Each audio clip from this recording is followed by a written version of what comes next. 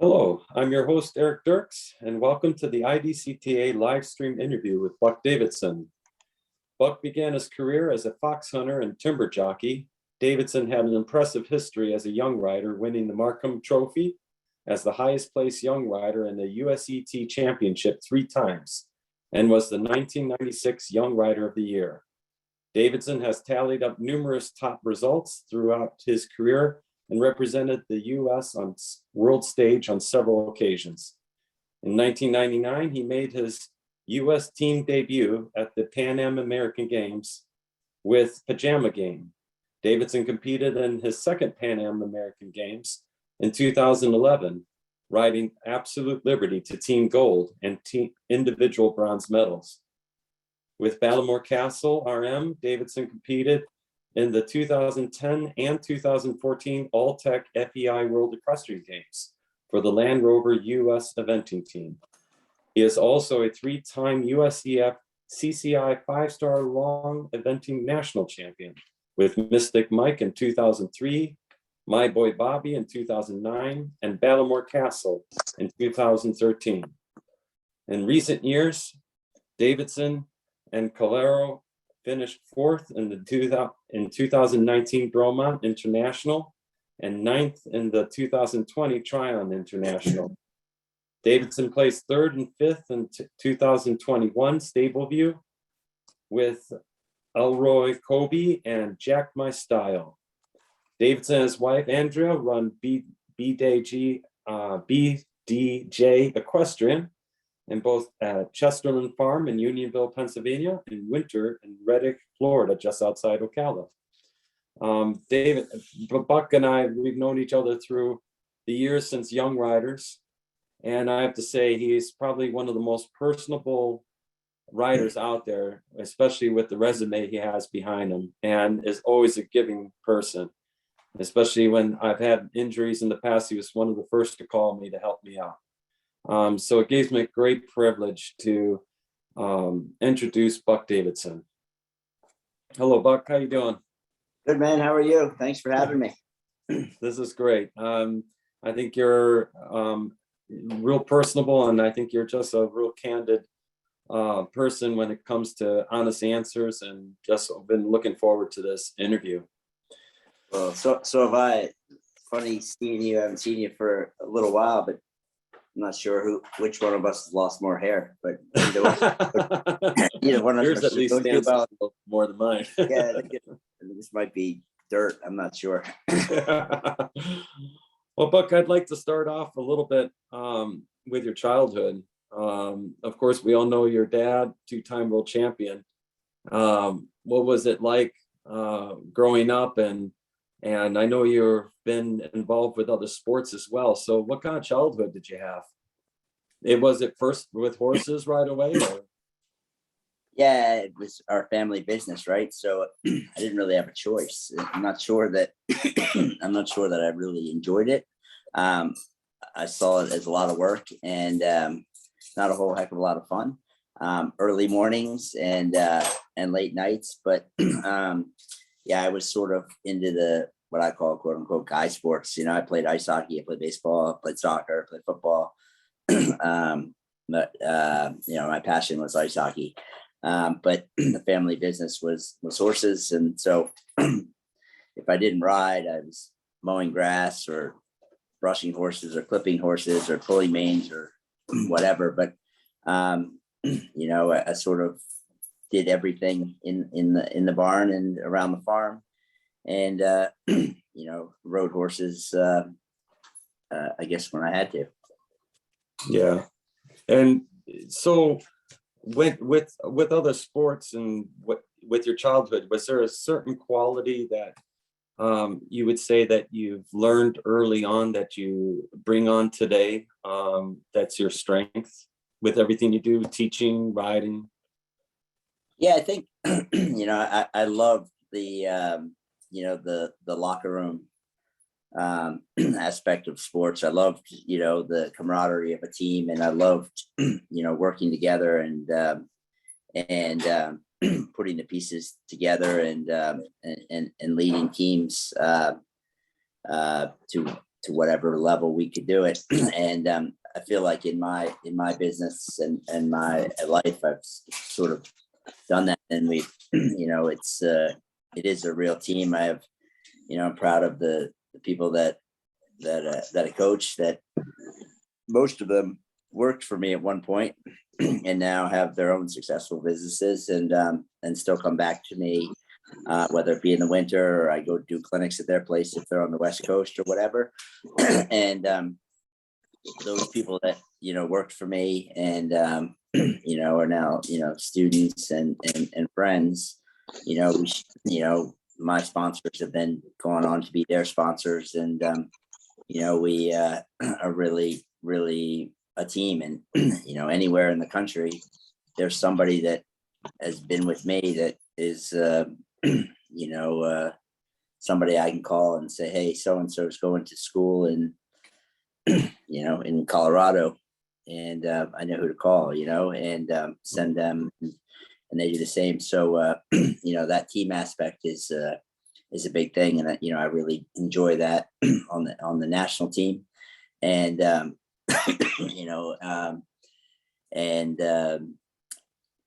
trying to figure out how everybody can best succeed. I'm glad you brought up the team aspect because I've heard from several riders, if they've been on the team with you at the Pan Am Games, they would all come back going, what an amazing experience to be on a team with Buck, your leadership. So I'm curious, how does the team work with riding? Because we don't think right away that it's a team effort. I always think that they're individually riding. How is it that a team comes together as a team in equestrian sport? And also, can you touch on the 3-man team versus the 4-man team in the past? Yeah, well, I mean, I think it's it's not an easy thing to, bring a bunch of people together that are, competitors, 51 weeks a year and have to be teammates for that 1 week. But I think, again, if you want the one, my straight answer as the best I know it, I'm about to give it to you. Yeah. If one of the movies that we watched as a team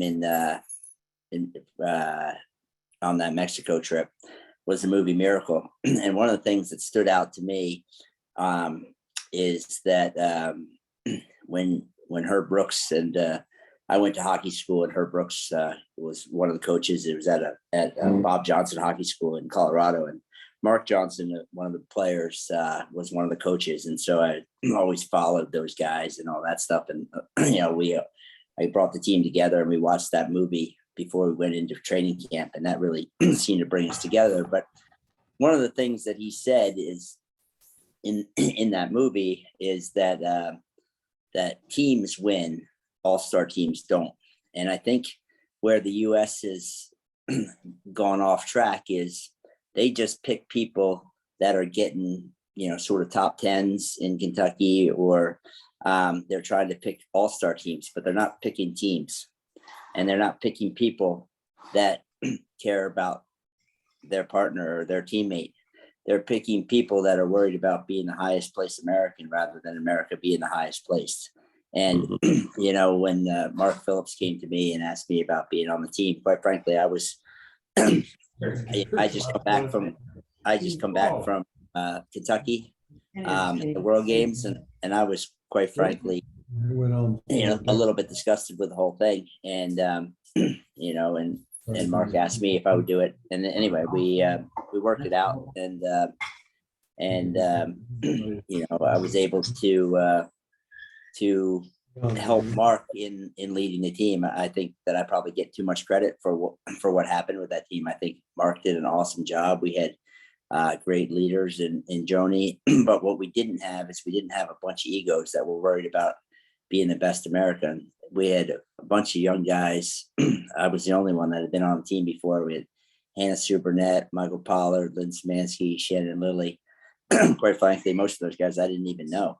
And, we on paper, there's no way we should have beaten Canada. Canada had all their top guys. And, but we came together as a team. And the cool thing is we are still a team. And when somebody does something well, there's still a group text from that team. And, that was an experience that I'll never forget. The camaraderie, the fun, the genuine care that each teammate had for the other guy was unbelievable. It's just that it's psychological support for each other versus being alone even. Yeah. And we went about it that America was going to be the best. And then from that, the individual places would take care of themselves. But I feel like in many of the teams that it was everybody worried about how they were going to do, where they were slotted, where you picked first on the team, second on the team, third on the team, fourth on the team, what was going to be your best chance to win. And, well, the record speaks for itself. It's not very good. And, I would, and it's hard because we have such a big country, New Zealand, you can make it, New Zealand, Australia, some of the world powers actually in some ways have an advantage because there's only a few of them. And so they're naturally a team wherever they go all the time. And, New Zealand is going to be Tim and Janelle, and then there'll be a couple other guys, but there's not that many people. We have a lot of people to choose from, and it is a litigious society. And so, I know the USCF is always concerned about that. But that's just my opinion that all-star teams don't teams from. What's your feeling behind the 3-man team versus the 4-man team? To me, the sad thing or the scary thing about the sport is we've sort of gone to the lowest common denominator, and we're trying to, from what I understand, it's the idea of putting more flags so more countries can go. Well, it's on the world stage. It's so we're putting in more countries that are not at the level, right. And in running, there's a minimum time that you have to get to qualify for the Olympics if you're from wherever. And in eventing, we're sending a lot of countries that are just getting the minimum requirements, but they're taking away from people that actually could win an Olympic medal. And there's certainly a horse welfare issue in that, maybe it would be better for, if you had 4, one wouldn't have to keep trying to push through if it wasn't right. At some level, I feel like it rewards the team for not going out and going for it, because if you go for it and you tip up or you run past something, you're done. And you can say just being safe and surviving and holding together 3 members. Exactly. And just going, and then they have, because it's the Olympics and because there's countries there that quite frankly didn't qualify the way, England, France, Germany, the US, qualified, they're having to dumb it down. So, there are very, very time consuming long routes, but they are certainly not at the 5 or 4-star level. And, I just fear that we're a little bit losing the sport because we're counting down to what the Olympics wants. Well, let me, based on that, we've talked briefly how the sport has changed a bit now too, from the past. And yes, not for the better, but also for the competitors too. It's becoming, not every competitor should be going to Kentucky.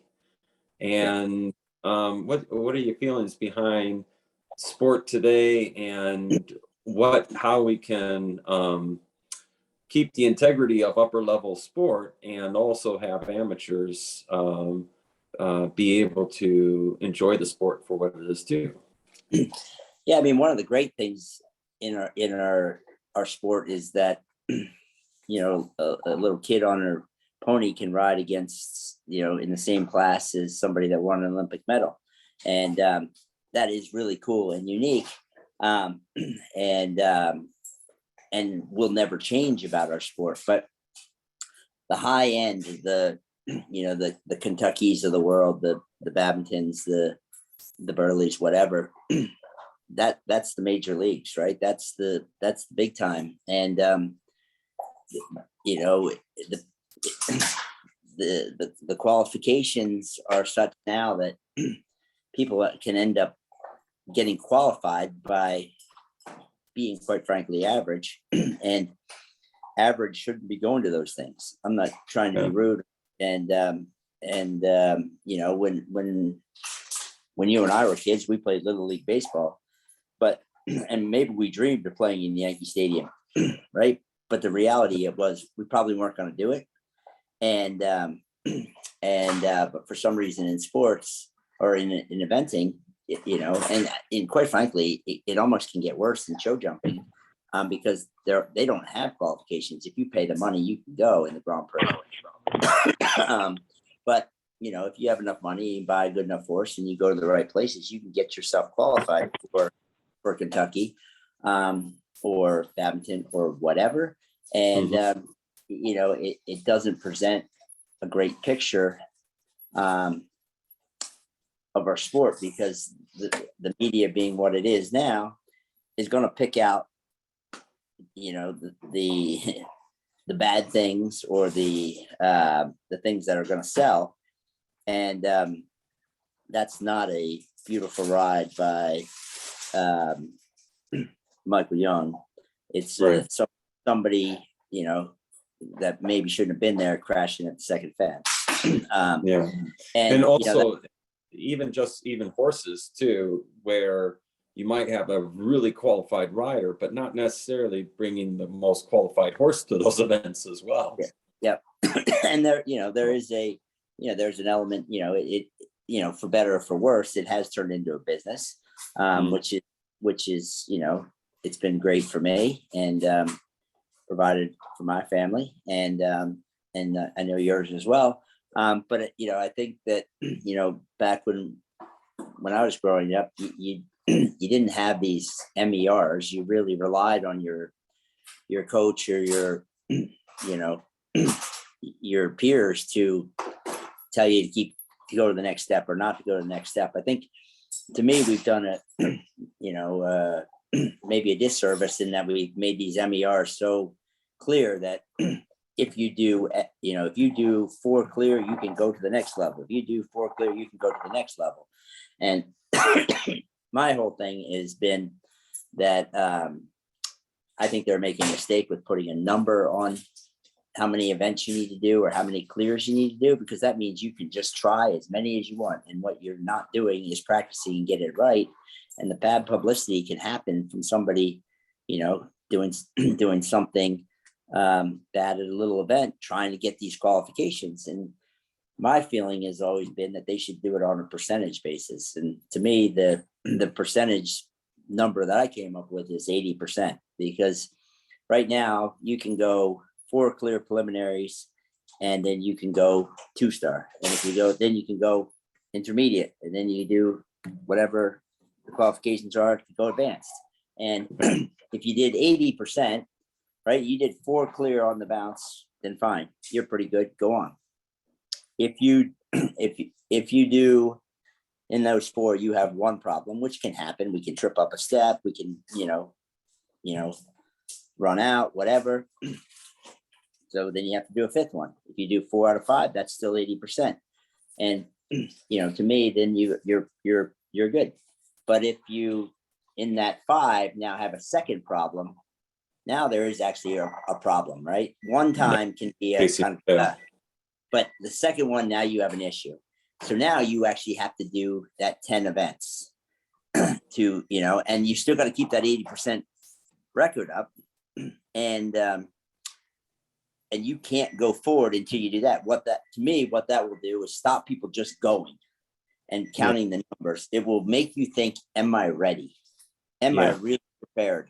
And, I get this, thankfully, not quite as much as I used to, because I'm fortunate in the students that I have now, but people ask me, oh, what's a good, easy move up preliminary? And I always say, you're looking for a bend in the rail, you're in the wrong race.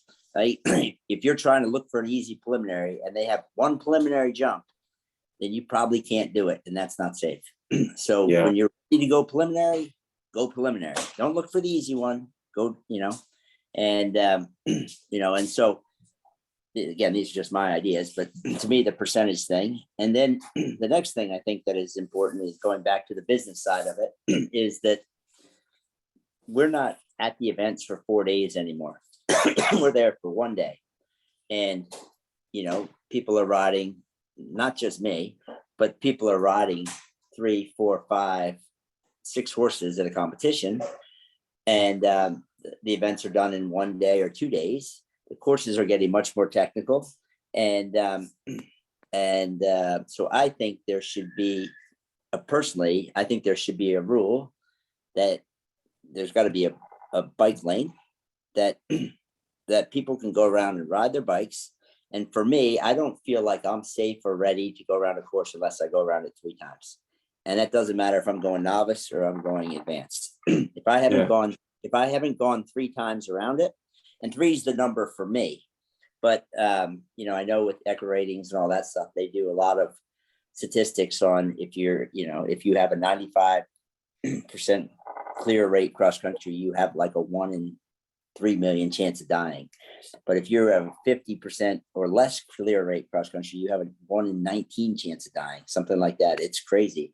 But I would like to know what the rate is of how many times people go around the course. And quite frankly, the courses don't open till 3:00 the day before. So in a lot of places, you got about an hour and a half to walk the course, like in the winter, right? And then we start at 8:00 in the morning. You might be done by 10. So if you have three courses, how are you really doing that safely? And if the event thinks that a bicycle is going to hurt their footing, I can tell you, somebody falling. That brings up a good point. That brings up a good point too, because I know a lot of the events that you go into in these 1 day events, that they host a number of events. Most people, they don't even walk it. They go out there and see the fences where they were placed last time or in the rough situation, and they go, oh, we're going to go from that way, that corner to that corner to that corner, without actually walking the track. Yeah, which really is scary. Yeah, totally. So there's things that I think that could easily be done. That I ride a lot of horses at a lot of events, and I can count on one hand the number of times that a competitor's got in my way. I need both feet, both hands, both ears, and a heck of a lot more, probably a calculator, to talk about the amount of times I've been run into by officials. And that's serious, because the eventer, the rider is conscious that a competitor is coming, and they know where the tracks are and they know what's going on. And the people driving around on the golf carts get in the way, quite frankly, a lot, like more once a show. And I just think that is to me a no-brainer. Like, the more times you can see something, the better it's got to be. And so I don't understand why we've got to wait till 3:00 to open the courses, right? And give people, give them times to walk around the show jumping, give them time to ride their electric bike to get around the course, Well, but let me turn on to another subject matter that a lot of people can probably relate to, and that's fear. And Buck, you've had your history of injuries.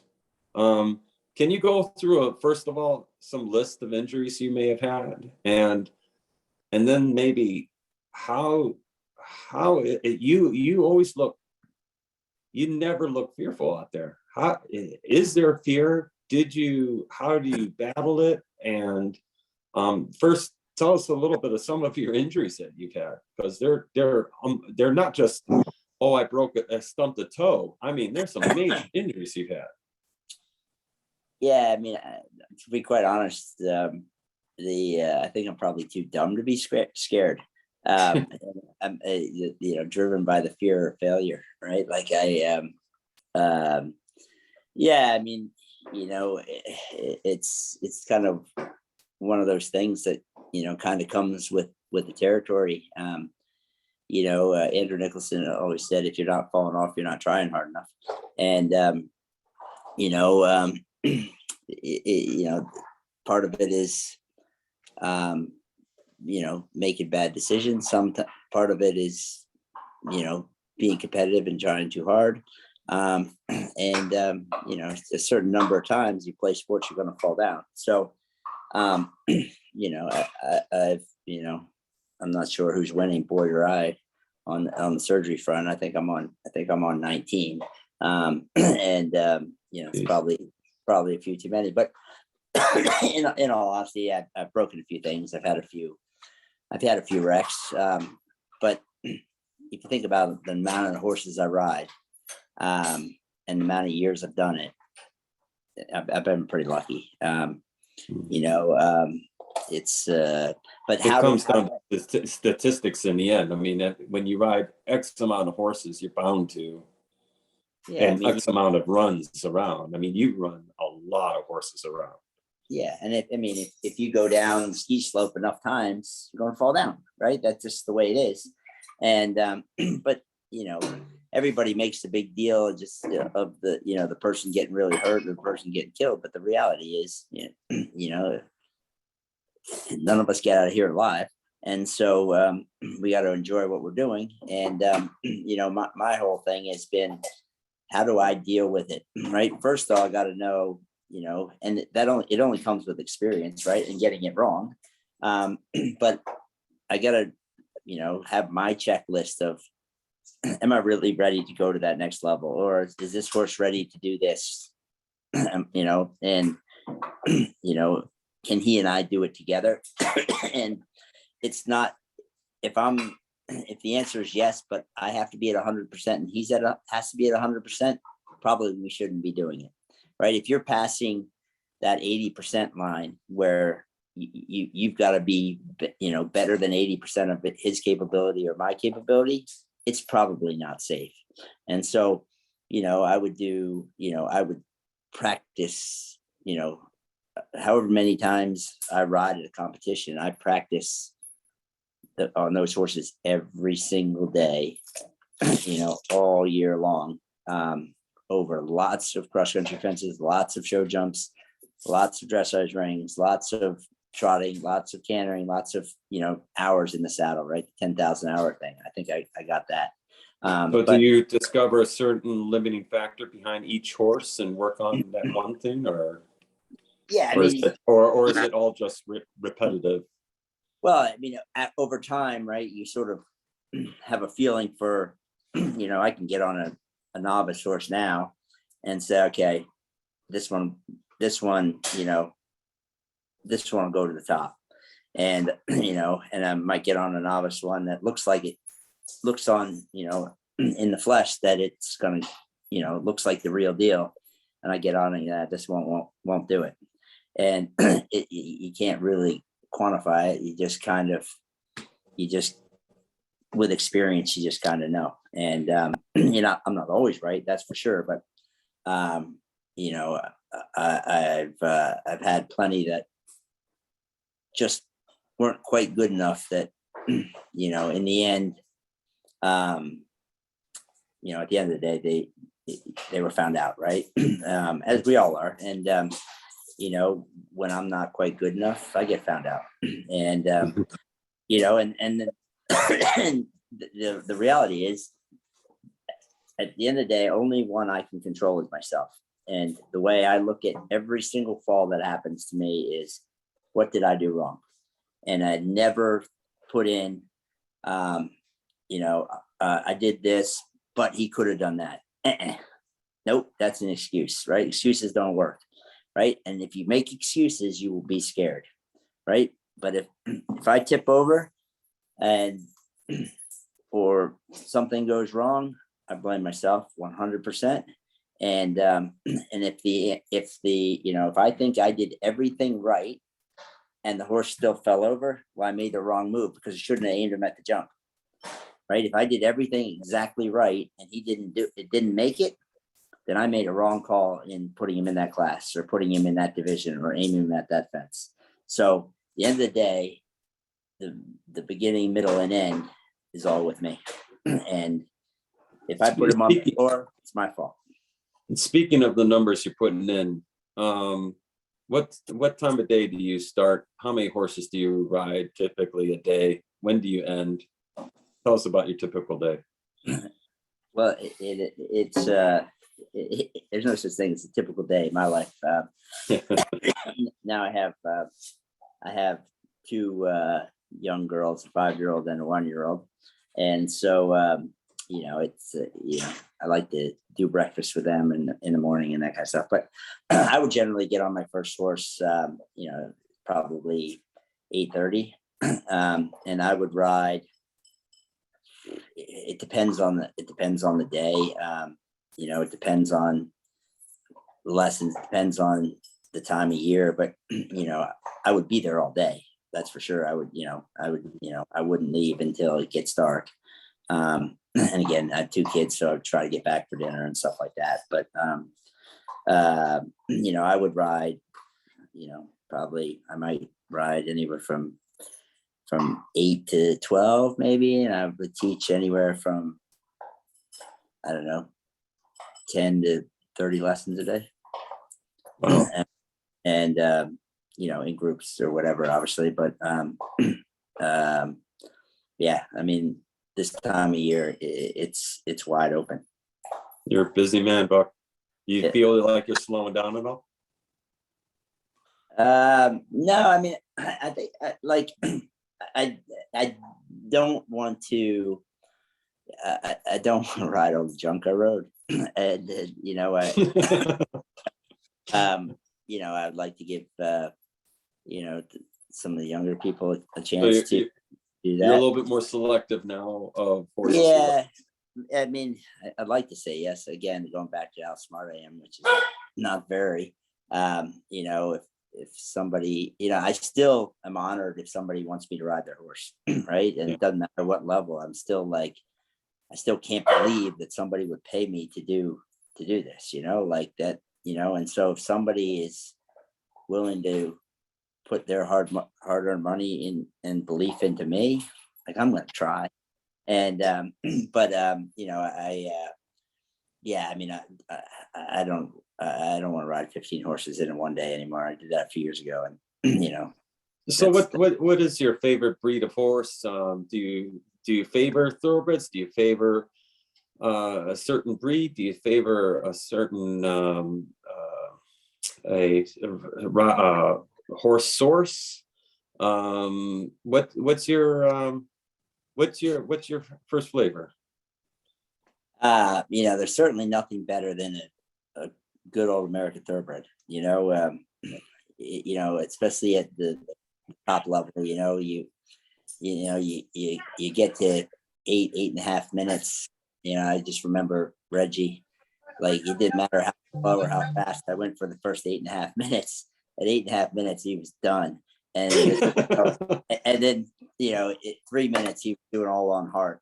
And that wasn't always the most. That wasn't always the best feeling in the world. So there's nothing better than getting to 8-9 minutes on a big track on a thoroughbred, and you kick, and it doesn't just grunt; it takes off and goes. And it's still got a smile on its face, asking for more. And so I love, to be quite frank, I could care less what color it is, what size it is, what shape it is, or what breed it is, as long as it's good enough. I'm happy. But if you can get a good American thoroughbred, it's amazing. But I would, I would do, I have quite a few thoroughbreds right now. I do a lot of, I get most of my horses in Europe through John Paul Sheffield.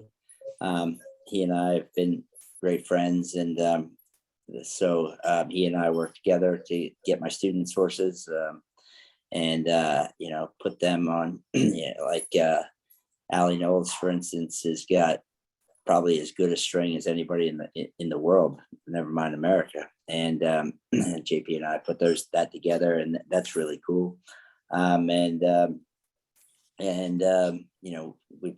been great friends, and so I do a lot with JP.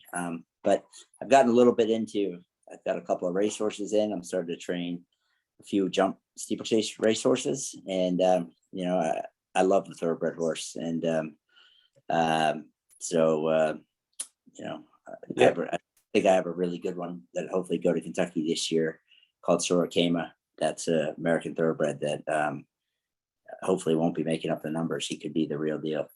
So what's his name again? Sorokema. All right. Very good.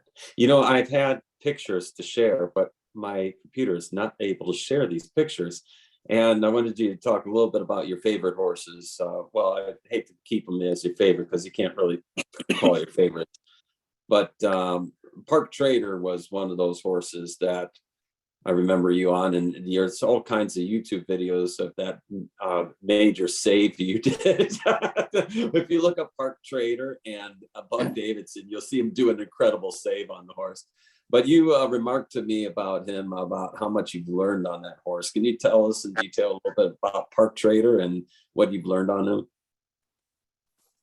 Yeah, I mean, he was. I saw him gallop by me in Kentucky. I was teaching in clinic, and I watched him gallop by me, and I thought, oh my God, that's the coolest thing I've ever seen. And anyway, I tried him, I loved him, and then it was shortly after my first surgery because of him, I found out who he'd been through, and on the way to me. He was not an easy horse. He was unbelievably talented. He was absolutely beautiful, and he knew it. And but he taught me patience, and he taught me to really explain things to the horse. And he was not a horse that you were going to kick or push or pressure into anything. And he taught me. God, I don't know how many collarbones I broke on him, but like it took up more than one hand, that's for sure. I'm so thankful to Kobe that he changed my way of thinking. He quite frankly slowed everything down. And I had to take my time, and quite honestly, like when I got hurt on him the first time, just in the ring at home, I mean, I got really hurt and got broken pretty badly. And so I couldn't ride for a while. So I gave him to my wife. And I'm not sure that she thought that was a really loving thing to do, but she really took her time and, and helped me be better with him. And she got him so that at least I could sort of stay on a little bit. And then David O'Connor was our coach at the time. And he really helped me a lot in explaining, how to do things, and, the approach of getting the horse straight. And once they're organized and lined up, then they will just do things. And so, certainly, Andrea and David were big parts in Kobe being the horse that, I'm not sure I'll ever have a more talented horse. Certainly going to have I've had a lot more successful horses, that's for sure. But without him, I don't think I would be the rider, the trainer that I am, but I definitely would not be the coach that I am.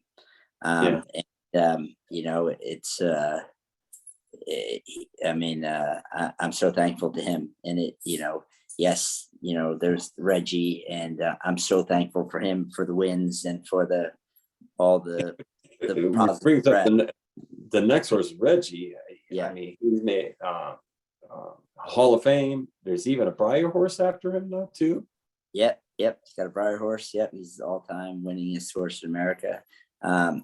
Yeah. I mean, he was, he was a special horse. He's, he's a, the Seagulls, who have been my best friends, my second family, my owners, and they we went on this journey with Reggie, and he took us all over the world, and we had some major highs, we had some lows, but what a horse. Again, probably the absolute opposite of Kobe or Park Trader. He probably didn't have all the ability. He certainly couldn't breathe at all. He had multiple wind surgeries, and he's a bit short of gallop. But man, every day he tried. Like you would ride him, and he would just try to figure it out every single day. And Kobe was almost the other way. He tried to figure out how not to do something. But which makes him very smart. Yeah, he's unbelievably smart. And but God, what a joy, what a pleasure. Like Reggie, the family that was, that's still, as they say, the band's still together. Kathleen, who took care of him, Carl and Cassie, who owned him. It's Bryce the farrier, Brendan the vet. Like we're a band that's still together, which I attribute a lot of that to Reggie. Well, you just brought it full circle back to the team, Buck. I love how, I've just an observation, how you keep talking about the locker room and the team, and you talk a lot about who's behind the horses, the owners, the vet and the farrier, and you guys you're a real team player. And it's that's one big. Without those guys, I mean, geez, I might be the one that gets the credit, but like, quite honestly, I probably do the least. And I'm just the one that messes the whole thing up. But yeah, there's, I mean, I can't even imagine how many people cleaned Reggie's stall. Never mind, Kathleen got the credit for putting the tack on him and grooming him. But the truth is, there were lots of people behind that, and the people in the office, and it is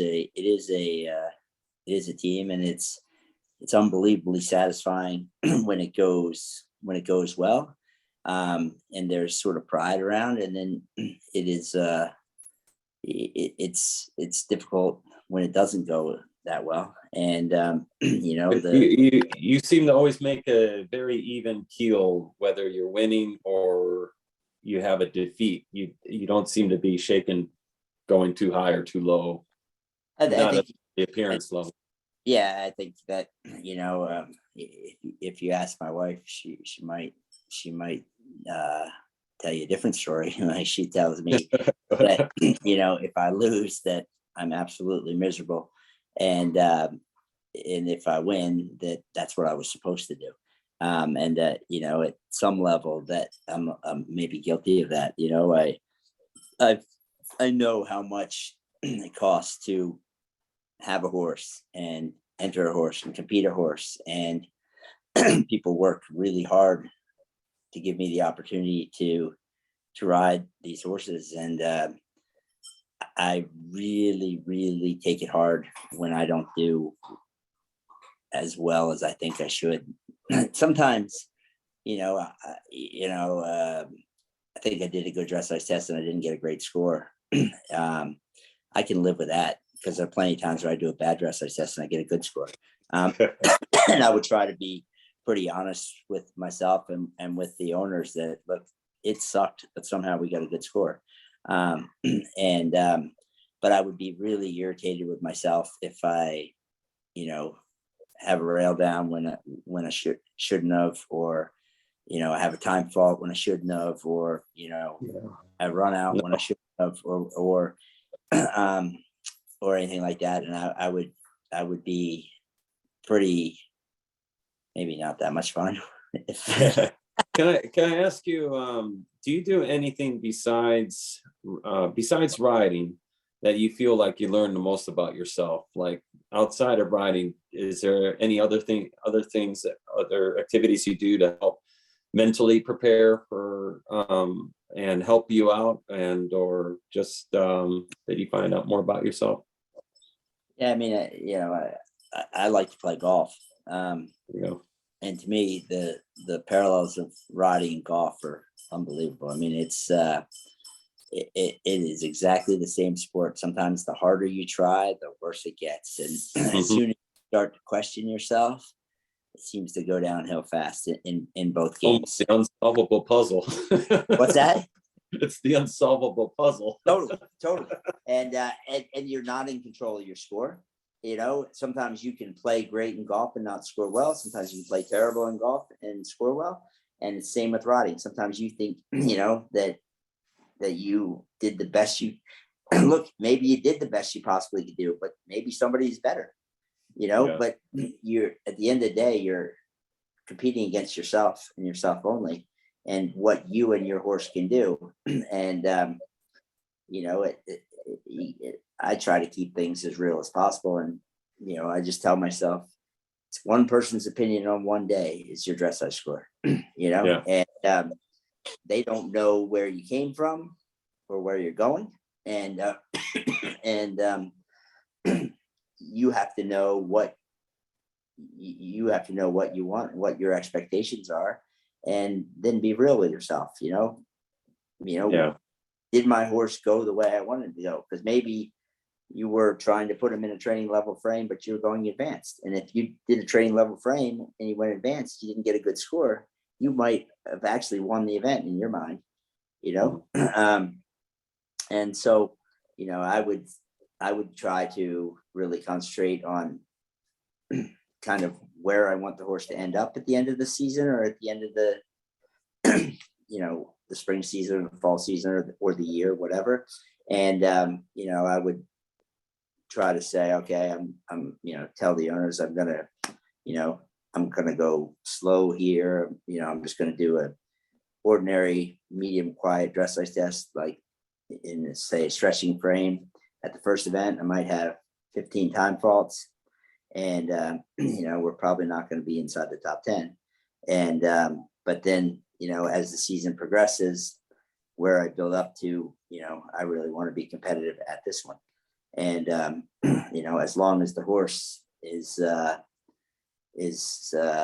feeling up to it and progress the way I'd hoped, well, then we'll go on with it. And if he hasn't, I'm very fortunate that the owners that I have love their horses and want them to last.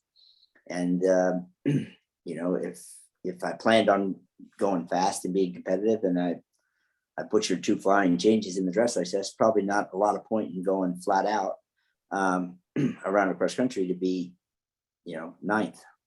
Yeah. And so, I'll just say to them, look, I'm sorry I messed up. And, but, the horse needs a run, but he probably doesn't need to go that fast. And, they're pretty good with it. Buck, are there any sponsors you'd like to mention on this interview that we could probably look them up, and any products that you want to tell us about?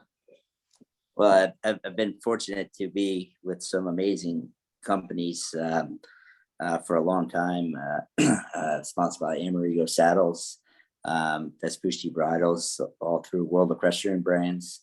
I love my horse tack shop, and here in Ocala, and it's all around the country now, and they're great. Been with Finish Line for I don't even know how long. Oh, yeah, Finish been with you forever, yeah. Yep, and KER feed. Is Joe Pagan is probably the best in the business. That's why I ended up going with them. Charles Owen helmets, Trizone boots. I mean, God, you put me on the spot here. SSG gloves. Well, you could almost get the hair, training people to sponsor you too. What's that? You could get transplant people to sponsor you next too. Yeah, but I think they might I think they would probably think that they didn't get much bang for their buck because this hair's growing quick. And so yeah, but if I come back with some hair, then or if there's somebody out there who thinks they can put hair on this head, I'm in. Where can people look you up, Buck? Oh God, I don't know. Geez, You to be honest, have a I have a website? website. I don't even know what it is. I'm sure if you look up Buck Davidson, you probably find something. Maybe, I don't know. And you're on Facebook. Okay. Yeah. Yeah. Look Yeah, Buck up on Facebook. You could Google him and you'll get his website too. bjddavidson.com, I think it is. So but Buck, it's been a real pleasure talking with you. We may have to do this again mid-year and see how your show season's going as well, and maybe share a particular exercise you're working on. sure. Yeah, whatever. I'm here hopefully, and yeah, good to see you. And yeah, maybe we'll get this hair transplant sponsorship, and maybe you'll be. Well, I'll be sure to visit you, and IDCTA thanks you, and really appreciate your time. So thank you very much, Buck. All right, man. Take care. Bye, everybody. Bye-bye. Thank you. Hey, man.